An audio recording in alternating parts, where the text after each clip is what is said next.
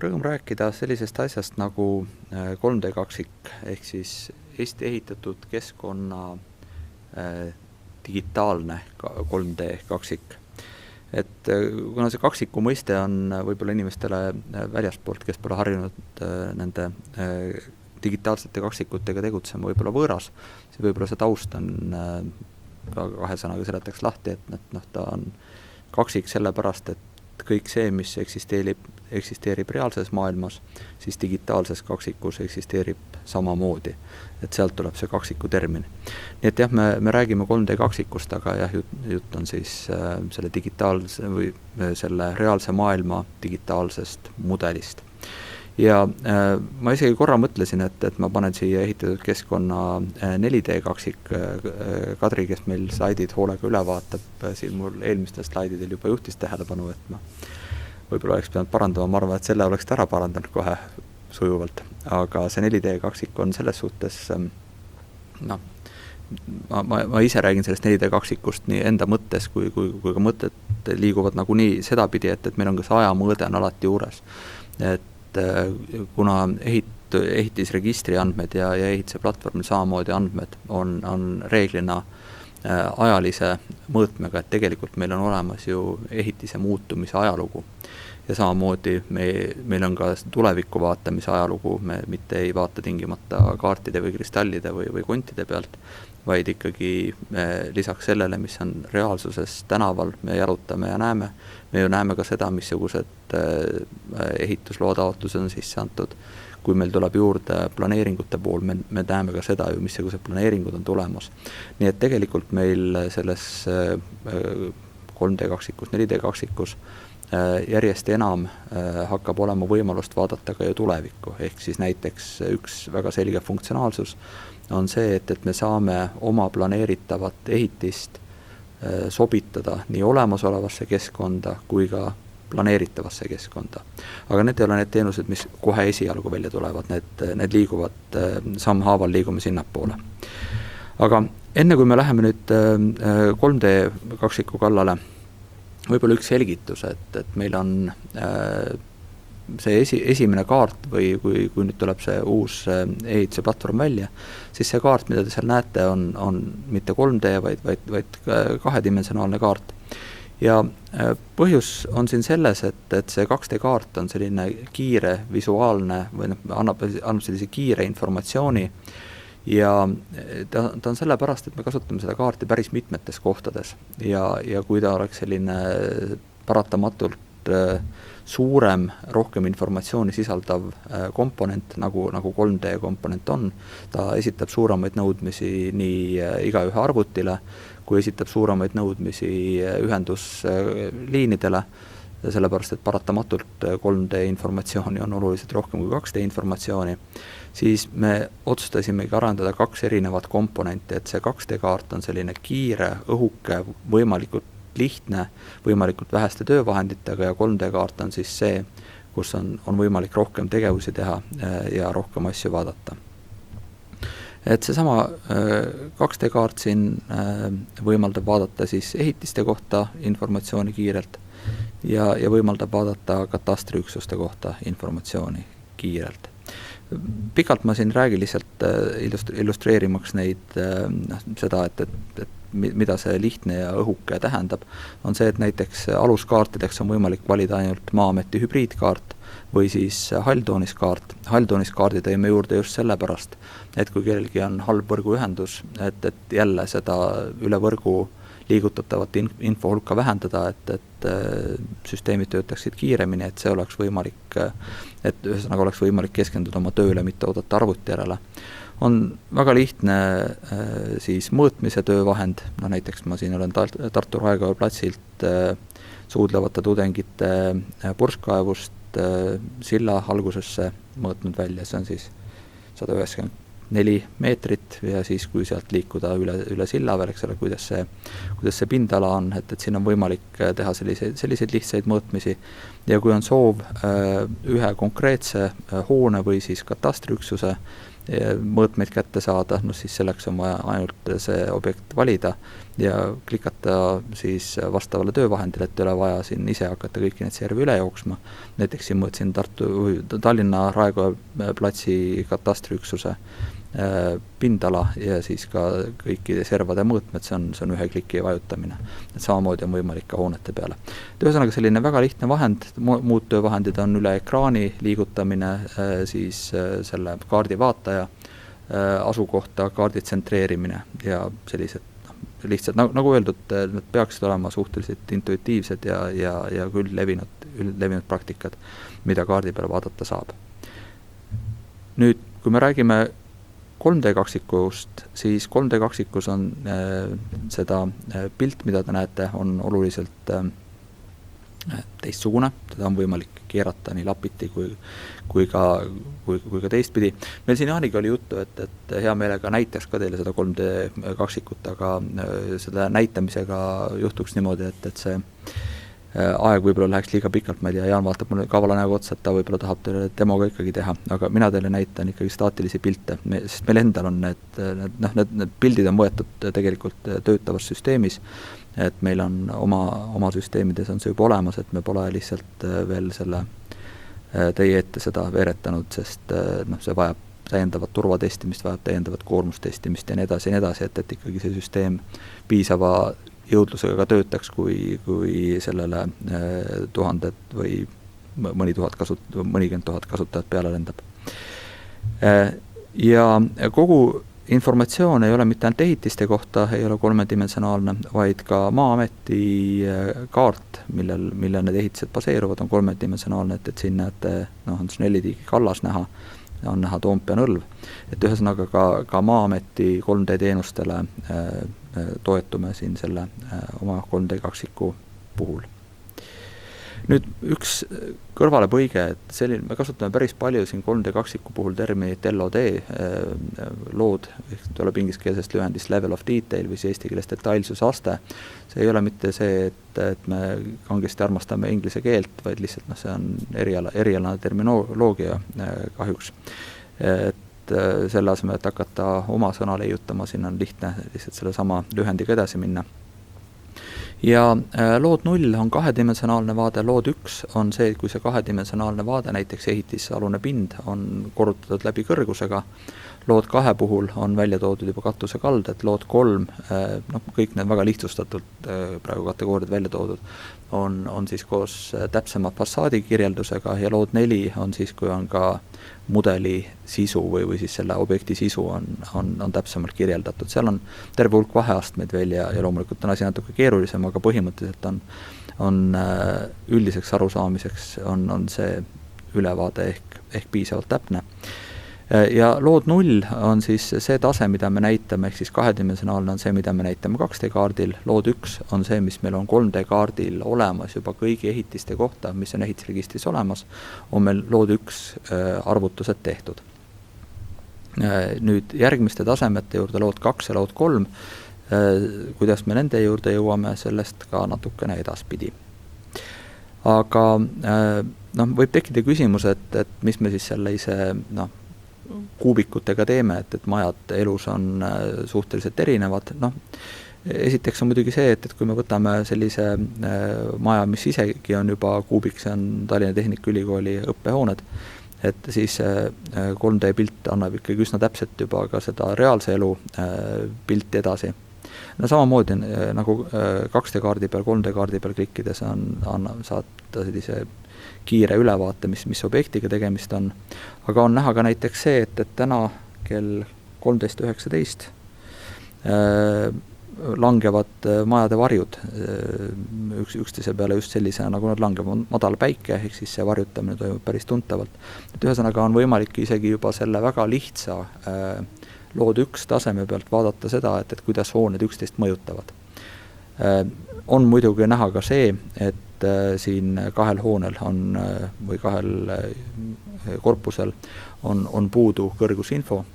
Ehk siis, kui nüüd rääkida andmete parandamisest, mis küll ei ole tänane teema, aga andmete parandamise üks eeldus on ka see, et on üldse näha, et andmevead on olemas.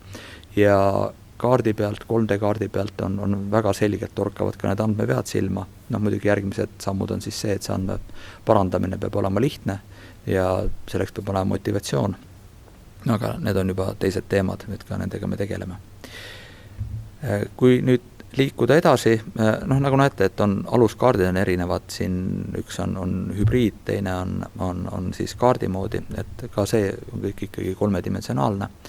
Et lisaks sellele, et hooneid endid ja maapinna mudelit on võimalik vaadata siis 3D mudelis, on siia võimalik juurde tuua väga erinevat informatsiooni, näiteks siin pildil on praegu välja toodud tehnovööndid ja katastriüksuste informatsioon ja kui on tehnovööndid toodud, siis ka nende kohta on võimalik sellist täpsemat informatsiooni pärida.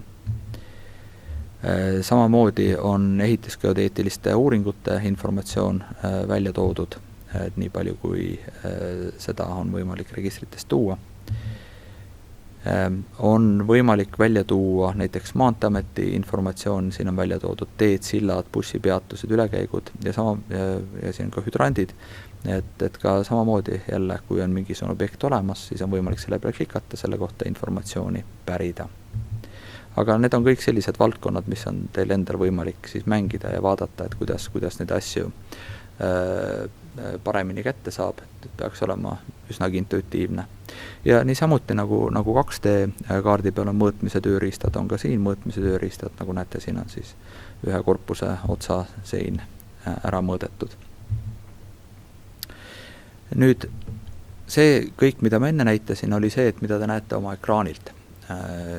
Aga päris tihti on selline olukord, kus on teil vaja teatud informatsiooni alla laadida oma masinasse, et siis oma desktop-rakendustega sellega edasi töödelda.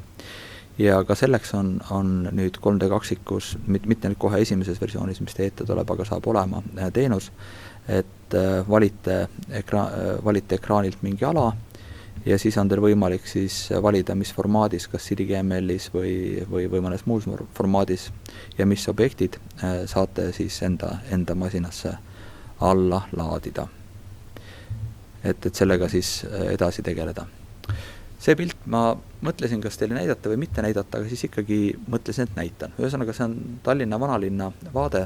Tallinn on teinud oma vanalinnast väga täpse mudeli ja see on meil isegi olemas. Me küll võtsime nüüd, Jaan, kas me lõpuks otsustasime, jätame värvid välja ja jätame ikkagi fassaadid, sest see informatsioon, mis seal selle täpsel mudelil on nii suur, et ta ikkagi igale mõistlikule arvutile esitab nii suure koormuse, et me lihtsustasime seda informatsiooni nii palju, et ta sellisel kujul, nagu ma siin ekraani peal praegu näitan, teie ette ei jõua, tulevikus arvutid muutuvad võimsamaks, traadid muutuvad jämedamaks, siis võib-olla ta ka tuleb.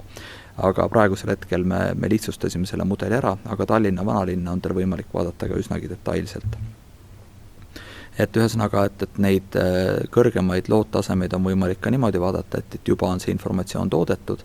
On võimalik vaadata ka näiteks punktipilvede pealt, kuidas haljastus paikneb ja nii edasi, aga sellest võib-olla rohkem ei räägikski, on võimalik lennukeelutsoone välja tuua ja nii edasi, et ühesõnaga teil on võimalik kombineerida erinevat sorti informatsiooni.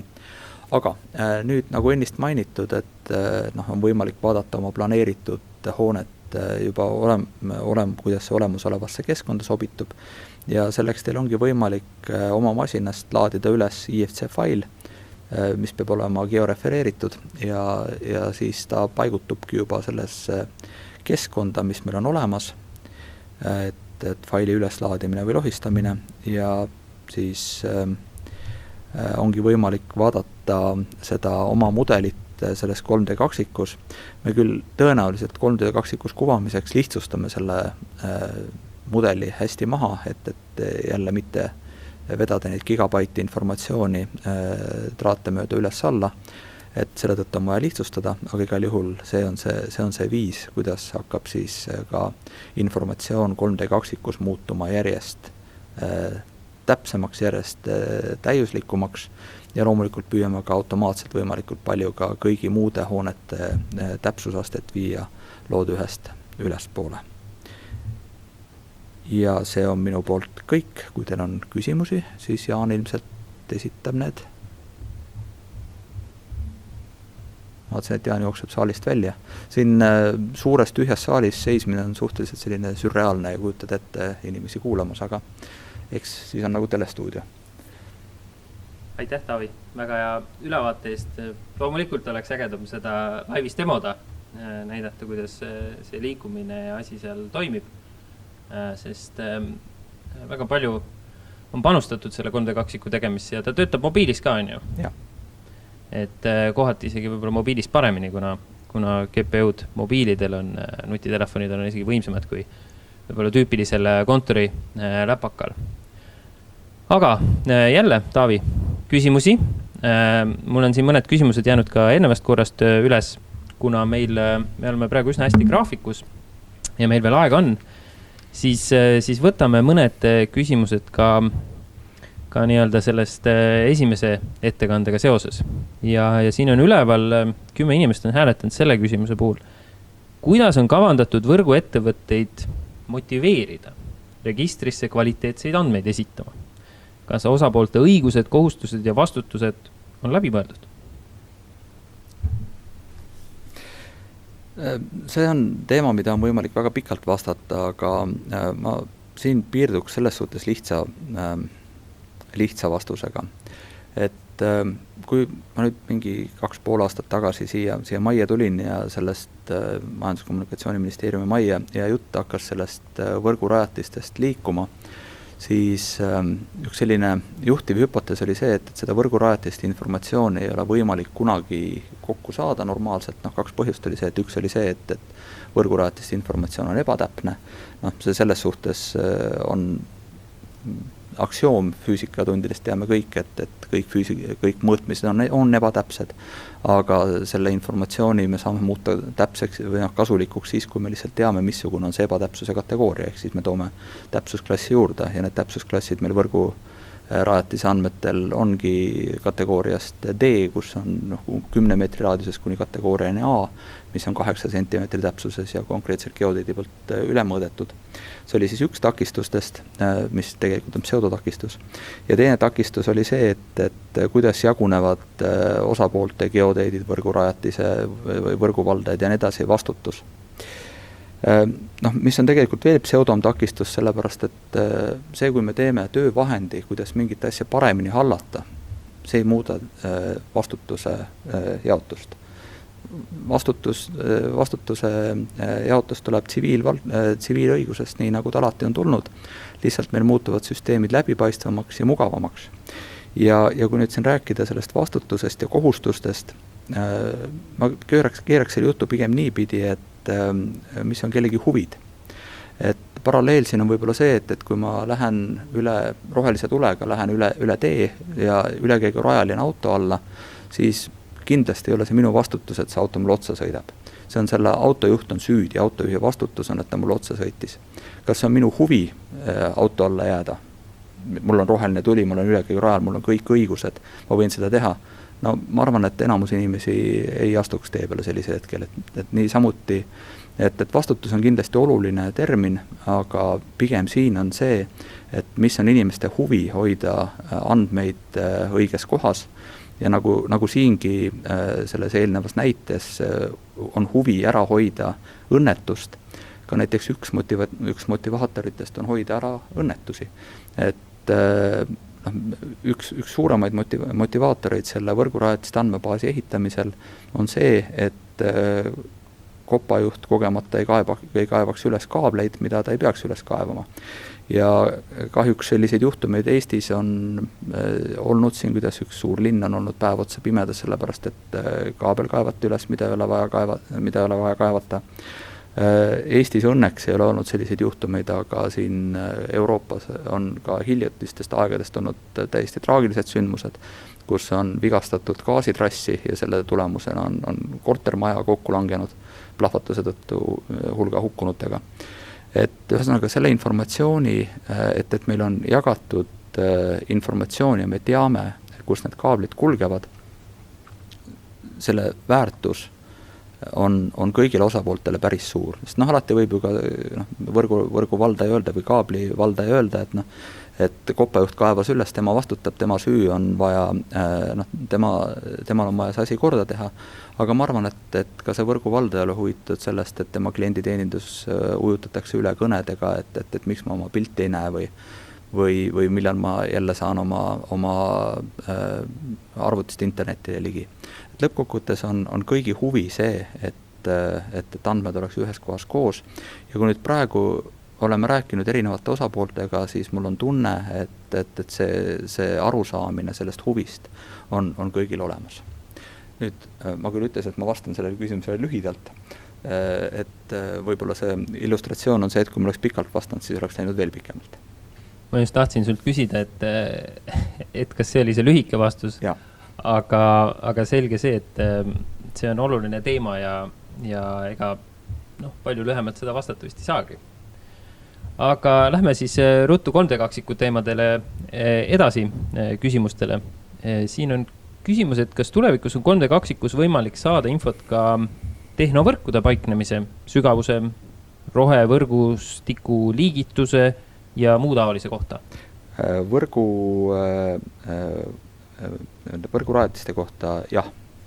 Mõte ongi selles, et EETS platvorm toob need andmed ju kokku, seda kiiremini toob kokku need andmed, mis meil oma andmebaasides on. Et kui võrgurajatiste andmebaasi me andmed toome, siis samal hetkel, virtuaalselt samal hetkel on nad ka nii 2D-kaartidelt kui 3D-kaartidelt näha. Mis muudesse teenustesse puutub, siis seda peab vaatama, mis järjekorras me neid toome. Kas 3D-kaksik on avatud koodiga? Kas teised saavad seda oma teenustes ka kasutada? Jaan, kas tahad ise vastata sellele? No, mina vastan lühidalt, et jah, ta on avatud koodiga. Jah. Ja siin oli ka küsimus, mis sa tegelikult juba ära vastasid oma ettekande käigus, et kas 3D-kaksiku andmeid on võimalik tulevikus alla laadida, näiteks hoonete kuubikute detailsuse astmes. Kas ma võib-olla küsiks juurde, teades natuke rohkem tausta, et kas ma saan jagada ka oma mudelit nii-öelda 3D-kaksiku vaates teistega? Ilmselgelt Jaan omab siseinfot ja see küsimus on selline, millele on võimalik vastata täpselt, et jah, et selline võimalus on tõesti olemas, et kui ma olen oma mudeli üles laadinud, siis on mul võimalik seda mudelit ka jagada teistega. Aga see on muidugi funktsionaalsus, mis nüüd, kui esimene 3D-kaksik tuleb teie ette esimesed teenused, see on see inkrementaalne arendus. Esimeste teenuste hulgas seda võimalust veel ei ole, et see tuleb 3-4 kuu jooksul. Seda me vaatame agiilselt nii-öelda, aga ma ütleks nii, et meil on see arenduses juba enam-vähem olemas ja üsna pea me saame ka loodetavasti nii, nagu me esiteks selle esimese avavaate, esimesed teenused, arhitektuuri käima saame, et siis just nimelt inkrementaalselt sellega ka välja tulla. Aga ma võtaks veel viimaseks küsimuseks jällegi kõige rohkem hääli saanud kommentaari. Ma ei teagi, kas ta on küsimus või kommentaar, aga vähemalt on kirjutatud, et aeguvad ka ehitusload ja ehitusteatised. Vahva, kui kodanik saab sellest näiteks 3 kuud ennem teada. Kas sellist funktsionaalsust on plaanis nii-öelda uues ehitusregistris pakkuda? Jälle lühike vastus on jah, et kõik need asjad, mida on võimalik masinal inimesel abiks olla, need teenused, mida sammhaaval teeme, et kui me võib-olla oleme nende IT-arendustes harjunud sellega, et tehakse mingisugune asi valmis ja siis on ta nagu lõplik tükk.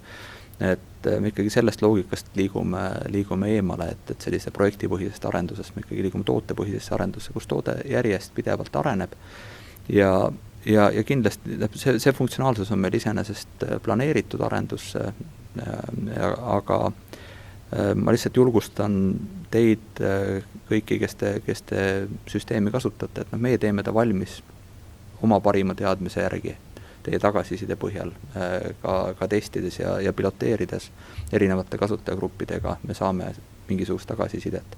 Aga lõppkokkuvõttes olete teie ju need, kes seda süsteemi kasutavad. nii et kui teil on ettepanekuid, mida peaks olema rohkem, mida peaks olema vähem, mis peaks toimima teistmoodi, siis palun andke meile lihtsalt teada ehrmk.ee meiliaadress. Esialgu veel palun mitte, sellepärast et meil on praegu need arendusi on nagu nii hästi palju käimas ja see, mida te ehitusregistris või ehituse platvormil näete juba 3 kuu või poole aasta pärast, on väga erinev sellest, mida te praegusel hetkel näete. See on täiesti teine süsteem, nagu öeldud, nii infotehnoloogiliselt kui funktsionaalselt. Aga kindlasti andke meile tagasiside, et me selle põhjal saame ka oma arenduste prioriteete sättida vastavalt. Ja üks küsimus veel, ma nägin, et 3D kaksiku kohta, enne kui ma luban sul siit puldist lahkuda, küll on tore niimoodi inimesi kinni hoida või vabaks lasta oma tahte järgi. Eks ma siis naudin seda siin. Kas ajamõõtme lisamist plaanitakse ka mineviku suunal? Näiteks integreerida ajapaigaga, ekskis ajalooliste kaartidega või muu sellise muinsuskaitse valdkonnas võiks olla kasulik? Pikas jooksus kindlasti, kuna see informatsioon on meil ju olemas, et me teame, kuidas hoone ajalugu liigub ja see mitte ainult siis 3D kaksiku ja visuaali poole pealt, vaid ka meil on ehitiste enda infos plaanis paremini välja tuua see, et kuidas hoone ajalugu on või kuidas hoone on ajaloos muutunud. Nüüd, mis järjekorras või mis kiirusega me need teenused välja toome, et pigem ma arvan, see tuleviku vaatamine tuleb oluliselt varem kui see mineviku vaatamine, aga see mineviku vaatamine kindlasti tuleb. Aitäh veel kord, Taavi, ettekannete ja vastuste eest.